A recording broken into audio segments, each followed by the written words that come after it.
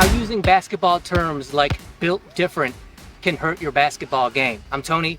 Welcome back to Streetball Strategy. One of the best, live in the flesh, L.A.N.S. I've been a monster, ready to conquer, quiet as kept. I started writing my goals, I'm doing the reps. Today we're going back to one of my favorite topics on this channel, and that is of mindset, basketball mindset. The reason this is one of my favorite topics is because it's a part of the game that most players don't consider. They don't consider it important. They don't take it into consideration usually in any way, shape, or form. And because most players don't have that tool in their toolbox because they don't acknowledge that, they don't realize that it's important, or maybe they have acknowledged it, they have considered it, but not anywhere near to the depth or detail that I have. So that means that they don't have the tools that I have, or if they have the tool, it's not nearly as sharp as my tools are. So I love mindset because it's a super underrated aspect of the game of basketball, in my opinion. Today's mindset video has to do with using basketball terms that can be indicative of what kind of mindset you have out here on the court. Now, just to preface this video, I'm not making the claim that using these basketball terms in the big picture on the surface can actually hurt your game. It's not using the terms themselves. It's not the terms themselves that hurt you as a basketball player. It's the mindset that you have that leads you to using those terms earnestly that can hurt you as a basketball player. So let's talk about how having that mindset to use those terms can actually harm you as a player and what you can do to get better at all of that. So before we get to the specific term built different, let's start with the probably ultimate classic term that I think hurts players when they use it, and I've referenced this a few times on this channel, and that is the term GOAT, or greatest of all time. My thought process is, when I hear that, I automatically think that player has some kind of weakness that can be exploited out here on the basketball court. Let me explain how I get there. See, it's the fact that the term GOAT is inaccurate. Now, the reason I say it's inaccurate is because of the A in greatest of all time. All time, right? That means when you're talking about time, there's three components there. There's the past and the present. So like, for instance, if we're talking about the NBA, it's been popular for 60 plus years. It's really only been mainstream for 40 years or so in 2024. But okay, let's say the NBA has been popular for 60 some years. Okay, that's past, and considering the right here, right now, the present. But what about the third component of time, which has to exist if you're talking about all of time, which is the future. The future is unknowable and unpredictable because the NBA has really only been around for 70 some years. Okay, what if it's around for 700 plus more years? You're telling me that the player you think is the greatest of all time is going to continue to be the greatest 700 years from now. Do you see what I mean by that's inaccurate? That future, all the players yet to come that are going to come beyond our lifetimes, you're telling me that's not possible ever at all for any of them to ever be any better than the player you consider to be the greatest. That makes the term GOAT, greatest of all time, inaccurate, because maybe there won't be another player that's greater than the player you think is the greatest right now, but probably there will be. And thus you can't say X player is the greatest player of all time, which makes GOAT inaccurate. Now here's the problem. There are only two situations in which the term GOAT is used. So you either use GOAT and you don't realize that you're being inaccurate, but you're using the term anyway because it sounds good, it sounds cool, it makes you sound knowledgeable, like you know what you're talking about. To me, that signifies ignorance. You don't realize you're making a mistake. You don't realize you're being inaccurate. But the mindset part comes into play because people play the game the way their mind generally works in general life. So if you have a glaring ignorance in your life, to use a term like GOAT, even though you don't realize it's inaccurate, that means there are glaring ignorance in your mind, and thus the way you're going to play basketball means it's probable that you're going to have glaring ignorance out here on the court, which means I can then find them and use them against you. But what's even worse to me is if you use the term GOAT and you actually do realize you're being inaccurate, you just don't care. You use it anyway because it sounds good, because it makes you sound knowledgeable, like you know what you're talking about, meaning you value sounding cool, sounding knowledgeable, appearing that way. You value that over being accurate. If that's what you do, to me, that's just flat out stupidity, because the argument is, what's the big deal? Like, so who cares? Like, I like using the term GOAT. Like, so what? So it doesn't mean exactly what it's supposed to mean, but I use it anyway. Who cares? What's the big deal? Like I said, it's not inherently a big deal, but like it or not, the fact is fact that using a term that you know is inaccurate, but using it earnestly, even though you know it's inaccurate, is stupidity. And if your mind works that way, that you value looking and appearing cool over being accurate, that means you have some kind of flaw in your mind, whether it be mental and or emotional.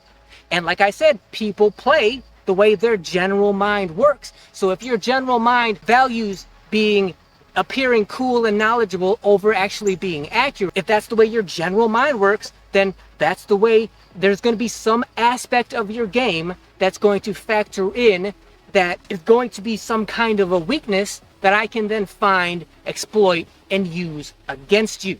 And the reason it irritates me so much is because it's unnecessary. It doesn't need to exist. You can automatically just get rid of it and change the way you think and thus improve your mindset, but you don't, because you would rather appear knowledgeable and cool and try to fit in than actually be accurate. You don't need to do that. It is unnecessary. That's why it's so irritating to me. So that's the kind of classic example of a basketball term. When you use it, I feel like it can hurt you as a basketball player. Now let's get into the term that really I started thinking about today's video that brought all of this on, which was the term built different, and how that term, while similar, can hurt your game in other ways as well. Before we move on to the term built different, one last thought that I forgot to mention about the term GOAT, right? The whole excuse is, oh, what's the big deal? To me, when you say what's the big deal, like you're saying, okay, yeah, sure, it's inaccurate, but who cares? What's the big deal? To me, it's the fact that it signifies that you don't care about detail, right? You're like, oh, it's inaccurate. Okay, so what? That's a small little detail. That doesn't have anything to do with me as a basketball player and how I play. I make the argument that if you don't care that it's inaccurate, then that means you don't care about details. If you don't care about details just in general in life, then that means you definitely don't care about the small little details out here on the court, which means I can then use those small little details that I study relentlessly to pick apart you and your game and use that against you. And I have 30 years of experience of doing that. Like, that's the main part of my game, which is I don't have the physical ability that you do to play basketball. I don't have the talent that you do to play basketball. I wasn't inherently born with great basketball genetics or talent, so I have to use every little small detail that I can just to try to catch up to you. So I pay attention to these small little details. They mean the world to me because they are my only hope of catching you. So when you tell me you don't care about the details and I relentlessly study them, I can, will, and have for 30 years, hundreds of times, used small details to even competition out here when I should have flat out lost to better competition. Details can and do matter. Now moving on to the term built different. Now, when players have used this term, most of the time they use it to describe themselves. I have heard people use it to describe other people, but the vast majority of the time they say, I'm built different. One of the problems with that is that when they say I'm built different, what they actually mean to say, want to say, is I'm built better. They're saying that to signify that they think they are better. They don't use the term better, however, because better signifies that I could then beat you, which means If I said I was better than you, then you would challenge me. Then we would actually have to compete to see who's better. And it's easier to say I'm built different. It's easy to say that. It's so much harder to actually prove that. Talk is cheap. That's why they do it. So they won't say better, even though that's usually what they mean, and they'll hide behind the term different. To me, that signifies cowardice. You're saying something different than you mean. You're doing it on purpose to try to trick the people around you. You could say you're just using the term different so that on purpose you're trying not to be arrogant, you're trying not to be boastful, like you're trying to be fair to the other people around you. It's not that you're better, it's just that you're built different than they are. And that may be true. I'm sure there are some players that say different and actually mean different, but it's my experience that most players mean better when they say different. So when they're saying one thing, even though they mean a different thing, to me that signifies inaccuracy. You would rather be inaccurate and sound good, sound better, sound knowledgeable, sound, to fit in with everybody else. You would rather have that than to actually be accurate. There are very few players in basketball history that can actually say they're built different. Most of us can't say that. I think I can say that. I'm definitely built different. Definitely not better, but different. Oh yeah, definitely different. But I would never boast about that, because first of all, it's obvious. I'm just different than most players. The channel is, very evident of that, but it's also obvious that I'm not better than most players. So just keep that in mind when you hear someone say I'm built different. Think about what do they really mean? Are they actually different? Because they're probably not. For instance, if a player were to say, okay, I'm built different because I'm always the first person out here and I'm always the last person to leave. Because of that, I'm different, and AKA I'm better than everybody. Okay, I guess for this particular court at this particular period of time that you actually play out here, you're different than most players because you are the first out here and the last to leave. But then I could make the argument that I did the exact same thing, except for I already did it 30 years ago. I was always the first person out here. I was always the last person to leave. 90% of the time, I was the only person out here. So yeah, you're built different for your little set of, the basic basketball players that surround you in your little universe. Sure, you're different than them, but you're not different than Kobe, because again, when you say different, you mean better, right? You're better, but you ain't better than Kobe. You ain't better than me. You're not, you didn't put in more work out here than I did. So when you hear someone say that and refer to themselves as different, built different, really take into consideration, what are they saying? What do they mean? And if they're being inaccurate, could that signify that maybe they have some kind of deficiency in the way they think about themselves? And if they have that deficiency, players play the way their mind works. Well, if they have that kind of mental deficiency or emotional deficiency in general in life to make a proclamation like that, then it's very probable that they have some kind of deficiency out here on the court as well. All you got to do is find it, exploit it, and use it against them. What you say out here can and does matter. When you speak out here, especially in front of strangers, people that don't know you, don't know your game, how you play, the more you speak, the more information you give them. The more you speak, the more you tell them, this is how my mind works in general.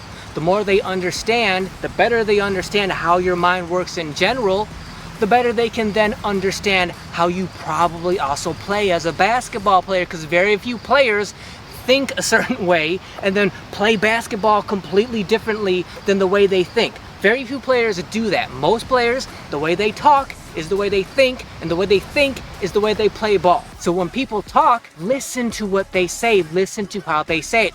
Ask yourself if what they're saying makes sense. If it doesn't, something's going wrong up here, either mental and or emotional. If that's the way it's going on up here, it's going to translate to what happens out here. They have weaknesses. Find them, exploit them, use them against them. So I want to thank you guys for watching. If you like this video, if you found it helpful at all, if this makes sense to you, even if you disagree, that's completely cool with me. Just comment down below so that we can have a discussion, right? The more we talk, the more we learn from each other, and the better ball players we can be. Also, make sure you subscribe to this channel if you did find this interesting, because this is a huge part of what this channel is about, and I don't hear any other YouTubers, basketball YouTubers, talking about this kind of stuff, so subscribe to the channel. But before you do comment on this video, make sure you hit that thanks button down below, because not only does hitting that thanks button highlight every comment that you make, thus making it stand out from every other comment, but it also directly supports the channel. So for anyone that does hit that thanks button, know I genuinely appreciate it. As always, like, share, comment like I said. Make sure you hit that notification bell so you're notified whenever any video goes live on this channel. And until then, see you guys next week. You better wake up then, aim for everything, waist up then. I wanna say nothing, wanna see if you gon' change up then. Cause so is the naysayers, not game players who gon' say something. They wanna talk much and walk tough, but I ain't lumped in.